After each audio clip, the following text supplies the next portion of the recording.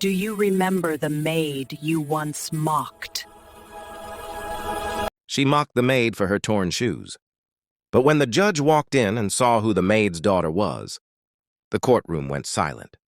In a small American town, Linda Parker, a 38-year-old maid with tired blue eyes and rough hands, worked day and night to support her only daughter, Emily, a bright 12-year-old who dreamed of becoming a lawyer someday. One morning, Linda went to clean the home of Mrs. Victoria Hale, a 45-year-old wealthy woman known for her pearls, polished nails, and a heart colder than marble.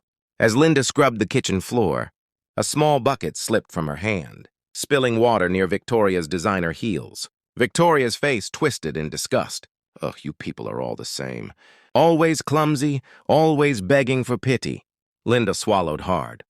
"I'm sorry, ma'am. I just work hard to give my daughter a better future." Victoria scoffed. "A better future? For a maid's daughter, please. Some people just belong where they are." Her words cut deep, but Linda didn't reply. She just wiped the floor, holding back tears. That night, she looked at her daughter Emily sleeping beside her homework books and whispered, "One day, baby, you'll show them who you are." Months later, Victoria stood in court, furious and red-faced.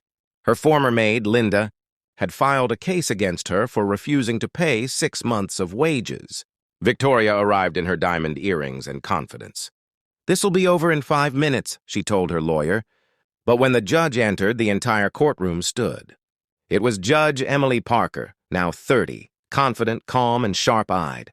As Emily's eyes met her mother's across the room, she paused for a heartbeat, then turned to Victoria.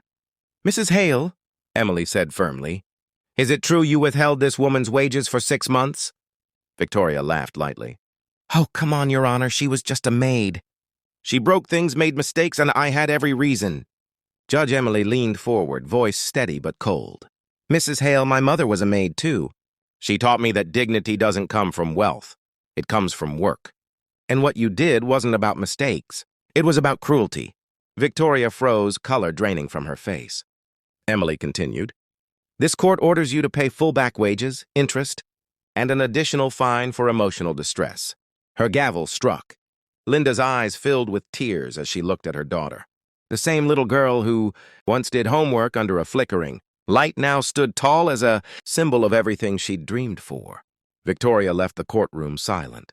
And as mother and daughter hugged, justice felt like love finally finding its way home. If this story touched your heart, don't forget to like, subscribe,